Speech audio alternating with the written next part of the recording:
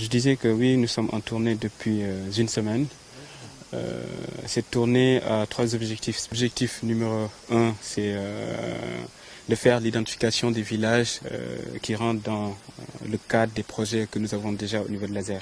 Donc ça, c'est l'équipe technique qui le fait très souvent, mais moi j'avais jugé utile de partir avec eux sur le terrain cette semaine-là. Le deuxième objectif, c'était de visiter les centrales qui sont à l'arrêt. Donc ce sont des projets qu'on a déjà eu au niveau de l'ASER, donc des centrales qui ont déjà été construites, mais qui sont actuellement à l'arrêt. Et le troisième, c'était pour voir les projets qu'on a en cours dans certains villages. Alors pourquoi, par exemple, visiter les centrales à l'arrêt? C'est que on a certains villages où il y a de l'argent qui a déjà été dépensé, donc les villages avaient déjà accès à l'électricité. Et tout d'un coup, après, il y a des soucis au niveau de la centrale, donc les villageois n'ont plus accès à l'électricité. Puisqu'on avait reçu beaucoup d'informations dans ce sens-là, on a jugé utile de venir voir pourquoi ces centrales-là sont à l'arrêt, même si on a des informations qui remontent à travers des rapports que les équipes techniques font, mais aussi venir échanger avec la population pour leur assurer qu'on va prendre cela en compte. Ce qui en ressort, c'est que la plupart des centrales, les arrêts s'expliquent par le fait que lors du dimensionnement, avant d'installer une centrale, en fait, on se dit alors le besoin du village s'étend en termes de kilowatts crête.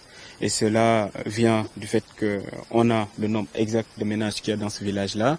On a aussi le besoin de la population en termes de consommation. C'est à partir de là qu'on dit, bah, écoute, ce village, on peut installer 30 kW crête. Sauf que dès l'instant où on installe cette centrale, il y a deux facteurs qui peuvent engendrer en fait le fait qu'il n'y ait plus, que la puissance ne soit plus suffisante.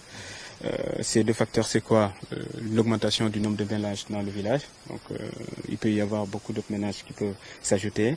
Et le deuxième facteur, c'est que souvent, en fait, lorsque nous faisons les enquêtes, les villageois peuvent vous dire, bah, écoutez, nous, on a besoin que de lampes et d'une télé, par exemple. Et nous, en tout cas, les équipes dans l'enquête, ils prennent en compte que cela, ils font le calcul en fonction de ça. Et tout d'un coup, dès l'instant où il y a l'électricité, on va acheter beaucoup de frigos, beaucoup de ventilateurs, des clim même parfois, et ce qui implique après que la centrale ne soit plus suffisante. Et c'est ce qui explique l'arrêt de certaines centrales. Donc nous, on voulait prendre cela en compte pour les prochains projets qu'on aura au niveau de l'ASER, éviter tout cela.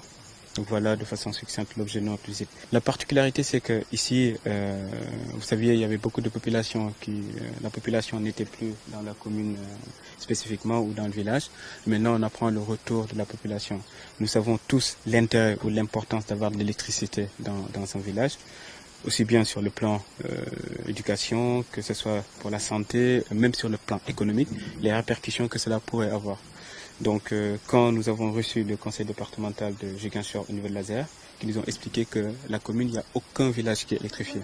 Donc nous nous sommes dit qu'on va intégrer beaucoup de villages dans les projets que nous avons au niveau de l'ASER, mais on fera un déplacement jusqu'ici pour vraiment faire, je ne vais pas dire l'état des lieux, mais essayer de voir exactement ce qu'il en est, et puis visiter en même temps le projet en cours qu'il y a dans le chef-lieu de la commune. Voilà de façon succincte l'objet de notre visite.